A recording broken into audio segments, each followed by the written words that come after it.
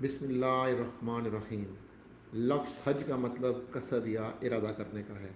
ایک حدیث شریف میں ہے کہ جب اللہ تعالیٰ نے حضرت آدم علیہ السلام کو جنت سے اتارا تو ان کے ساتھ اپنا گھر بھی اتارا اور فرمایا کہ اے آدم، میں تیرے ساتھ اپنا گھر اتارتا ہوں، اس کا طواف اس طرح کرو جس طرح میرے عرش کا طواف کیا جاتا ہے، اس کی طرف نماز اس طرح پڑھی جائے اس طرح میرے عرش کی طرف نماز پڑھی جاتی ہے۔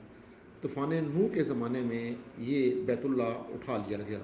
اس کے بعد اس کی تعمیر حضرت ابراہیم علیہ السلام نے کی۔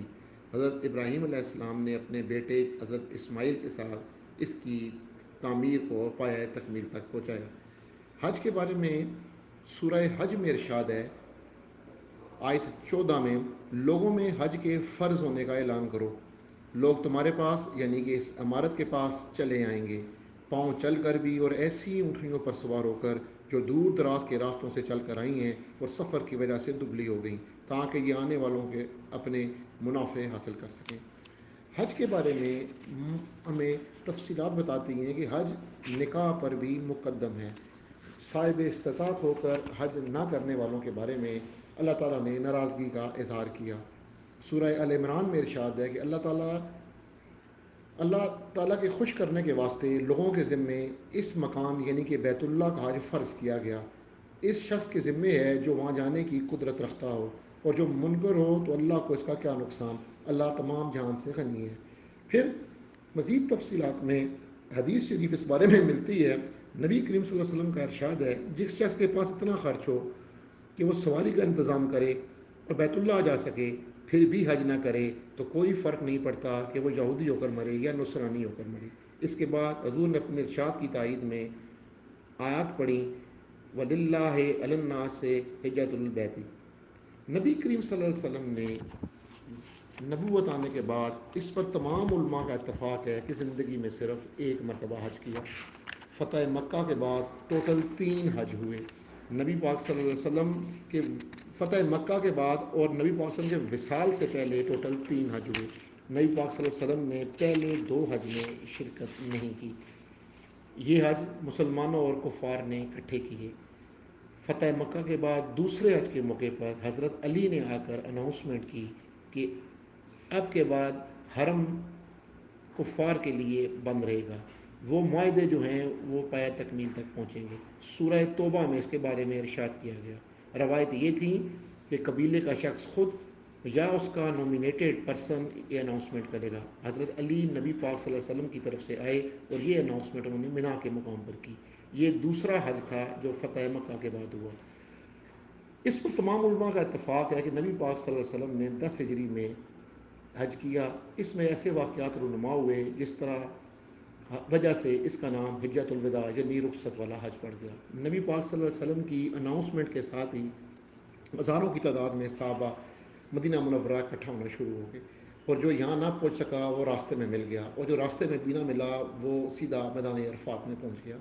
نبی پاک صلی اللہ علیہ وسلم نے حج کا ارادہ کیا تو ذوالحلیفہ کے مقام پر قیام فرمایا۔ آپ کے ساتھ آپ کی تمام ازواج مطہرات بھی تھیں۔ نبی پاک صلی اللہ علیہ وسلم نے ذوالحلیفہ کی مسجد میں ظہر کی نماز کے بعد حج کران کا ارادہ فرمایا۔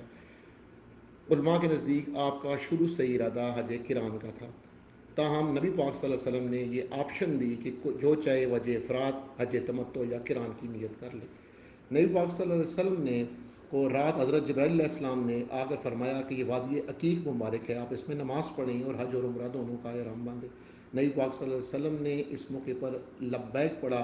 حضرت جبرائیل علیہ السلام نے کہا، اللہ تعالیٰ اس آواز کو اونچی آواز میں سننا پسند کرتا ہے، اس لیے یہ آواز جب بھی حاجی پڑھے گا وہ اونچی آواز میں پڑھے گا۔ حاجی کا یہی ترانہ ہے، لبیک اللہم لبیک لبیک لا شریک لک لبیک ان الحمد والنعمت لک والملک لا شریک لک۔ نبی پاک صلی اللہ علیہ وسلم کے ساتھ آپ کے رفیق حضرت ابو بکر ساتھ ساتھ تھے۔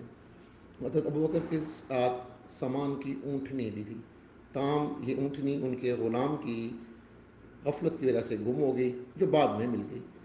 آپ کی اونٹنی کے ساتھ نبی پاک صلی اللہ علیہ وسلم جب وادی اسفان میں جو مکہ مکرمہ سے قریب ہے تشریف فرما تھے تو حضرت سرکہ نے عرض کیا، یا رسول اللہ صلی اللہ علیہ وسلم ہمیں حج کا طریقہ بتا دیں، اور یہ اطمینان نہ رکھیں کہ ہمیں حج کے بارے میں تفصیلات معلوم ہیں، یہ سمجھیں کہ ہم آج ہی پیدا ہوئے۔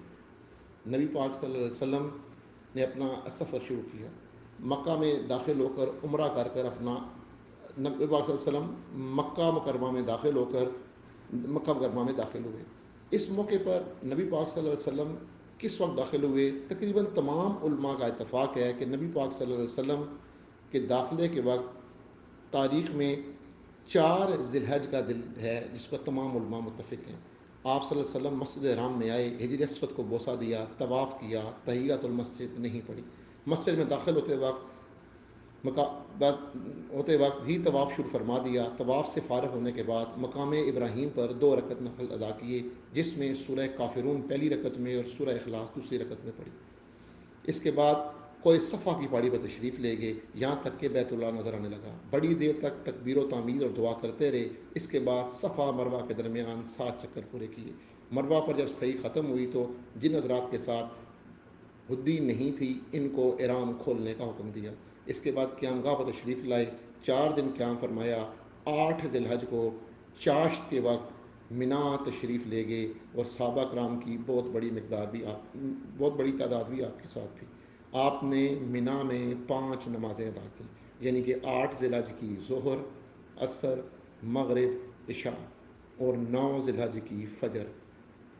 اس رات سورہ مرسلات نازل ہوئی. مرسلات ایک غار کا نام ہے جو مسجد خیف کے ساتھ واقع ہے. جمعہ کو صبح طلوع آفتاب کے بعد عرفات تشریف لے گئے. ہم عرفات کی تفصیلات اپنے اگلے سیشن میں بیان کریں گے. آج سعودی عربیہ میں 8 ذی الحج کا دن ہے. مناسک حج آج سے شروع ہو چکے ہیں. حاجی آج منا تشریف لے جائیں گے. منا میں وہ ظہر، عصر، مغرب اور عشاء کی نمازیں پڑھیں گے. آج کے دن کو روایات کے مطابق یوم تراویح بھی کہا جاتا ہے. قدیم زمانہ سے معلوم ہوتا ہے کہ منا میں آزمان حج کے لیے اس دن قریش پانی کا ذخیرہ کرتے تھے. یہاں سے حج کے مناسک شروع ہو جاتے ہیں. وادی منا میں ایک طرف جمرات ہے. جمرات یعنی کہ وہ سمبولک نشان جہاں پر رمی کی جاتی ہے. اس کے بعد اس کے ایک طرف جو کہ جنوب مشرق کا ہے، وہاں وادی مصر واقع ہے. وادی مصر وہ جگہ ہے جہاں ابرا اپنے ہاتھیوں کے ساتھ تباہ و برباد ہوا، اور اسی کنٹیکسٹ میں سورہ فیل بھی نازل ہوئی. آج کے دن حاجی اللہ تعالیٰ کے مہمان ہیں. اس میں تمام امیر، غریب، گھولے، کالے، اجمی سب یہاں اکٹھے ہوں گے، اور یہاں پر متعدد انبیاء نے بھی حاضری دی.